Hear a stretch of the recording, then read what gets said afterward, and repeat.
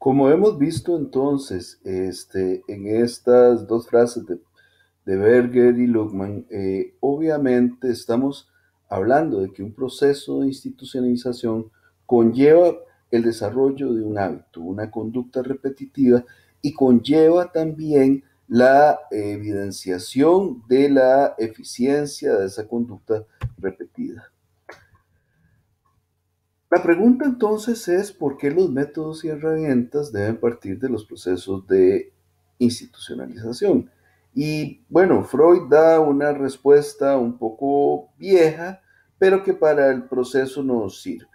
Freud decía que las instituciones finalmente tienen que ver con un montón o una multitud de individuos que han puesto un objeto en lugar de su ideal del yo, a consecuencia de lo cual se han identificado entre sí su yo.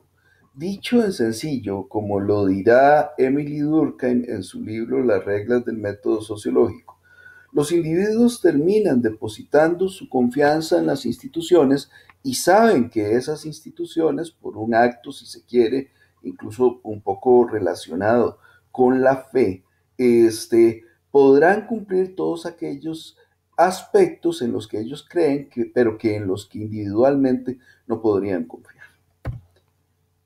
El asunto con esto, muchachos, y la idea que yo tenía a la hora de trabajar con estas frases, era llegar a entender dos cosas.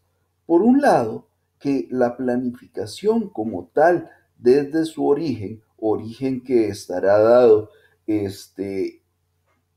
oficialmente a partir de las economías centralmente planificadas, y muchos autores lo ligan a lo que fue el modelo de la Unión de Repúblicas Socialistas Soviéticas.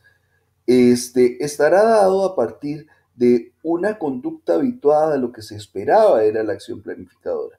Y en ese sentido esto impacta también directamente a los propios planificadores. Entonces, básicamente, aunque no lo vamos a abordar grupalmente por razones obvias, tendríamos que preguntarnos al menos tres cosas. ¿Qué tan conscientes somos de nuestros propios procesos de institucionalización a partir de las disciplinas que practicamos? Dicho de otra manera, ¿qué percepciones habituadas tenemos de lo que es un psicólogo, de lo que puede ser un economista, de lo que puede ser un planificador, de lo que puede ser un arquitecto? Tenemos, y cómo eso lo reproducimos con nuestra conducta.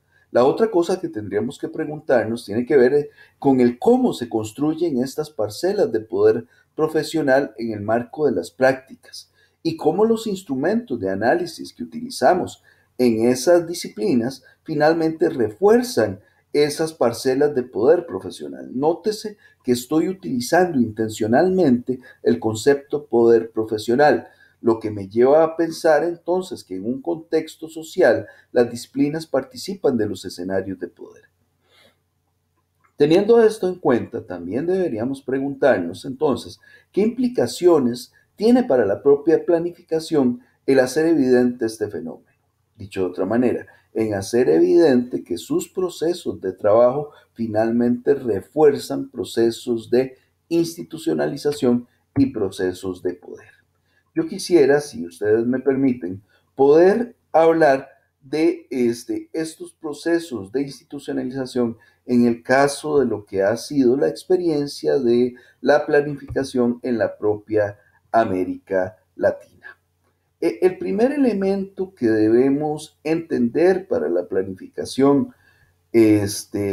como disciplina científica en el marco latinoamericano nos lleva a circunscribirnos en los años posteriores a 1950, particularmente en lo que fue denominado la Alianza para el Progreso y particularmente en la conferencia que se da en Punta del Este. La Alianza para el Progreso había puesto cuatro metas fundamentales. Por un lado, había puesto como necesidad el hecho de que para pasar del subdesarrollo al desarrollo, en el caso latinoamericano, era necesario un incremento anual del 2,5% en el ingreso del capital de los países y además consolidar los procesos de gobiernos democráticos en América Latina. Adicionalmente, había hablado de la necesidad de eliminar el analfabetismo de los adultos para 1970, lograr estabilizar precios, la eliminación de la inflación o la deflación, es decir, generar políticas más equitativas de distribución de ingresos, lo cual pasaba por una reforma agraria. Esto inspirado en lo que van a ser las corrientes desarrollistas, particularmente de la CEPAL, inspiradas en el doctor Raúl Prebisch. Quizá el compañero economista eventualmente podría detallarnos un poco más esta parte de la historia del pensamiento del desarrollo en América Latina, donde además la economía, desde el punto de vista cepalino, logró un alto posicionamiento. El otro elemento fundamental es que para el logro de estas metas, van a decir todas las personas vinculadas con este proceso, era necesario la planificación económica del desarrollo. Dicho de otra forma, incluso esta fue la forma en la que estos autores que imaginaron el proceso en América Latina lo plantearon. Ellos hablaron de que era necesario programar el desarrollo.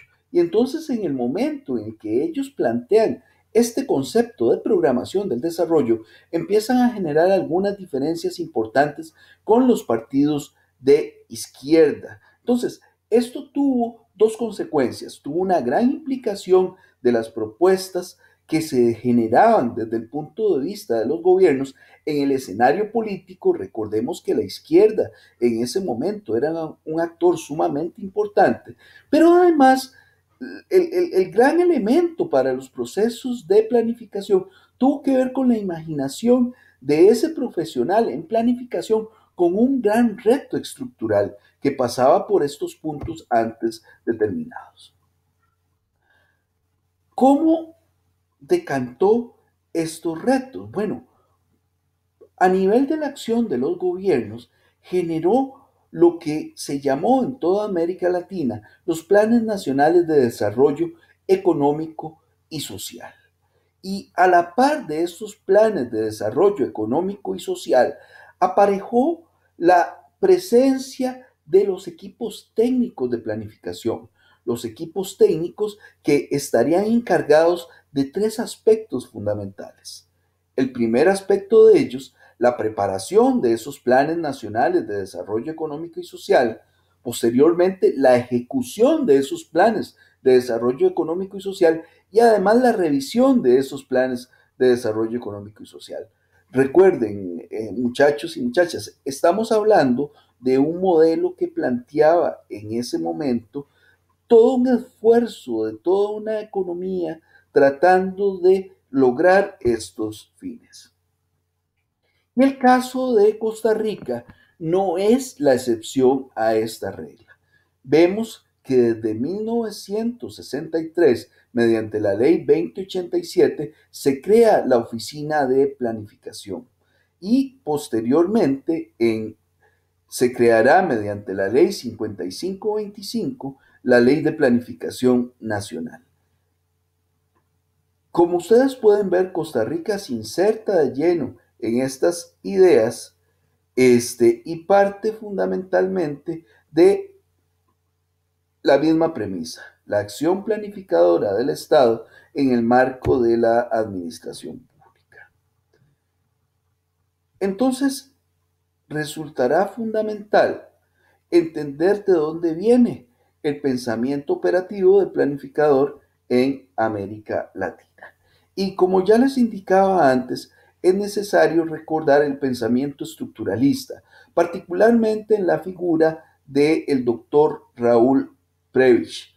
Este pensamiento estructuralista partirá de la idea de que era necesaria una mayor industrialización para alcanzar el desarrollo.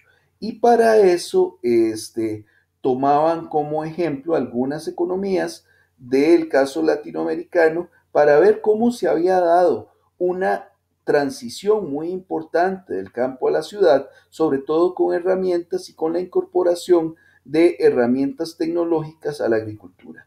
Entonces ellos partían de un papel muy importante